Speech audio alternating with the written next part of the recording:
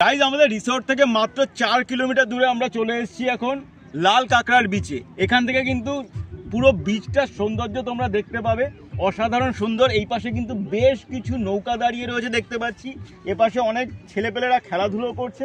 আর সামনে এগিয়ে যাব আমরা লাল কাঁকড়া দেখার জন্য। আর এটা বলে রাখি, এখানে আসতে কিন্তু টোটো ভাড়া লেগেছে মাত্র জনপ্রতি 25 টাকা, এবং যাওয়ার পথেও 25 টাকা মাত্র টোটো ভাড়া পড়বে। তো চলো ঘুরে দেখা যাক লাল কাঁকড়ার beach. Literally guys, Digha, Mandarmani, Tajpur, Udaipur কোনো বিচে কিন্তু এতটা শান্তি তোমরা পাবে না। ফাঁকা বিচ, দূর দূর পর্যন্ত কিন্তু বিচে তুমি দেখতে পাবে না একটা সেরকম লোকজন রয়েছে, সেরকম জনসমাগম নেই জন্য এই জায়গাটা কিন্তু মারাত্মক শান্তিপ্রদেয়। লাল কাঁকড়ার বিচে এসে কিন্তু এই তারা মাছটা অনেক দেখতে পাচ্ছি আমরা, কিন্তু লাল কাঁকড়া কিন্তু আশেপাশে কোথাও দেখতে পাইনি গাইজ। দূরে, অনেক দূরে দেখতে পাচ্ছি কখনো কাঁকড়া গর্ত করে ঢুকছে, দৌড়ে যেতে যেতে কিন্তু মানে ভেতরে, গর্তের ভেতরেই ঢুকে যাচ্ছে।